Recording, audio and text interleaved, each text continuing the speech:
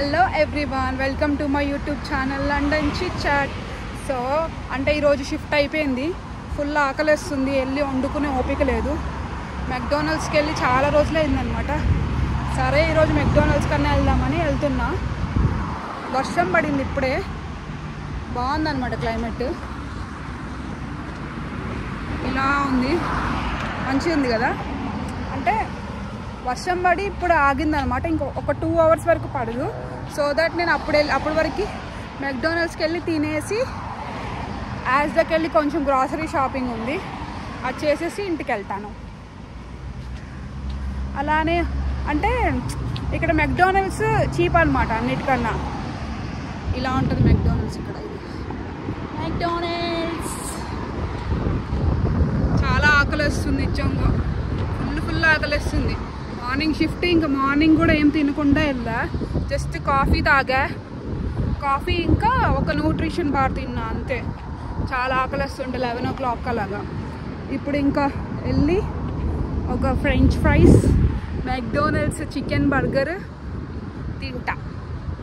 ఎంత అంటే 1.29 1.39 ఉంటుంది బర్గర్. మీకు చూపిస్తాను ఎలా ఆర్డర్ చేయాలో. ఓకే, ఫుల్ గాలి వస్తుంది ఘోరంగా. చెట్లు కూడా అప్పుడే ఆకులు రాలిపోవడం స్టార్ట్ అయ్యాయి. గాలి సౌండ్ వస్తుండొచ్చు మీకు.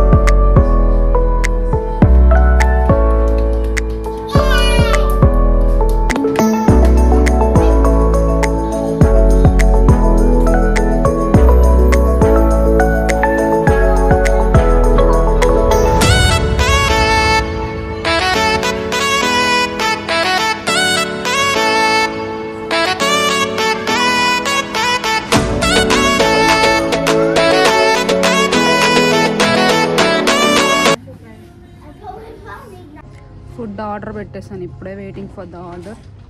నెంబర్ వచ్చి 21, ప్రిపేరింగ్ అని పడింది.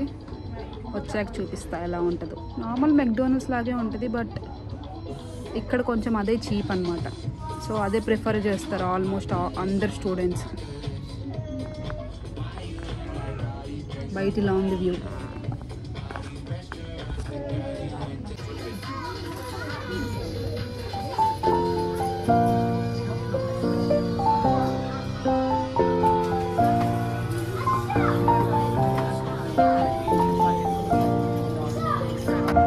ఇష్టం లేని కర్రీ ఎప్పుడైనా వండుకున్నాను అనుకో, అంటే కర్రీ బాగలేకపోయినా ఏమైనా అంటే మా మమ్మీకి ఫోన్ చేసి తినేస్తాను అనమాట బలవంతంగా. ఎలాగో అలా మా మమ్మీ నువ్వు తినేటప్పుడే ఫోన్ చేస్తావు నాకు అని అంటది. ఏం చేద్దాం, వంట రాకపోతే అలానే ఉంటుంది. అస్సలు వంటే రాదు నాకు, జస్ట్ మ్యాగీ ఒక్కటే వచ్చి ఇండియాలో ఉన్నప్పుడు. ఇప్పుడు ప్రతిదీ వండుతా, కానీ పప్పు ఎందుకో రాదు, పప్పు చేయడం రాదు, అస్సలు రాదు. ఆ పప్పు ఎన్నిసార్లు చేసినా చెడిపోద్ది ఎందుకో. అంటే బాగానే చేస్తా, కానీ మేబీ ఇక్కడ పప్పు ప్రాబ్లమో మరి ఏమో తెలీదు. నేను అన్నీ తెచ్చుకున్నా కానీ పప్పు ఒకటే తెచ్చుకోలేదు. లాస్ట్లో లగేజ్ ఎక్కువైపోయిందని తీసేసాను అనమాట పప్పులు. కందిపప్పు, పెసరపప్పు అన్నీ కొనుక్కున్నా డీమార్ట్కి వెళ్ళి, బట్ తీసేసా. ఎక్కువ అనిపించింది అని చెప్పి వెయిట్. అది సంగతి. ఆస్ట్రా దగ్గరికి రీచ్ అయిపోయాను అనమాట. వీడియో తీస్తాను, మేబీ మాట్లాడకపోవచ్చు ఎందుకంటే అందరు విచిత్రంగా చూస్తున్నారు నేను మాట్లాడుతుంటే. మాట్లాడాలి but okay, I try to talk, but చూద్దాం.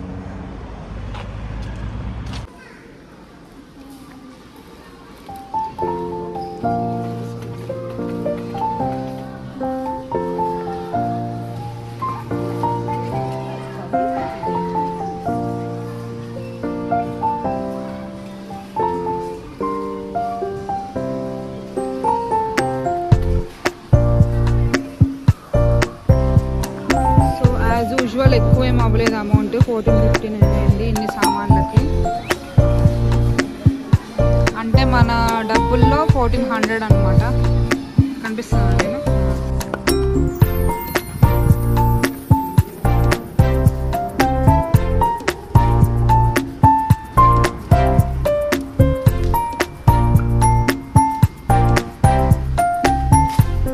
అయిపోయింది నా ఆస్ట్రా షాపింగ్. అలా అంటే 15 pounds అయింది. Okay fine. అంటే అవి చాలా ఇంపార్టెంట్. ఇంకా ఫ్రీజర్లో పెట్టిన వెజిటేబుల్స్ తీసుకుంటే పాడైపోకుండా ఉంటాయి. ఎందుకంటే ఒక్కదాన్నే కాబట్టి కొంచెమే వండుకుంటా ప్రతిసారి. సో అవి ఫ్రెష్ వెజిటేబుల్స్ తెచ్చుకుంటే ఏమవుతుందంటే పాడైపోతున్నాయి. సో దట్ ఇవే తెచ్చుకుంటున్నాను అనమాట.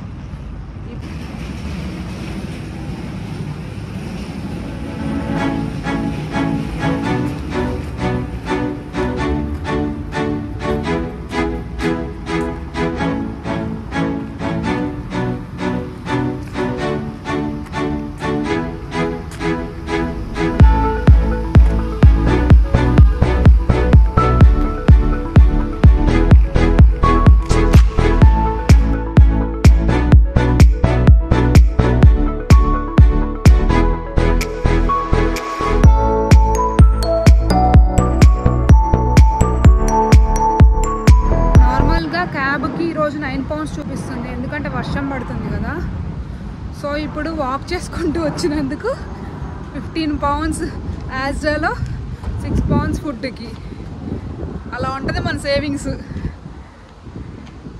అంటే 9 pounds బదులు ఎంత అయింది, 21 pounds అయింది ఖర్చు. Okay fine. అంటే పనికిరానివి ఏం ఖర్చు పెట్టలేదు, ఫుడ్డే.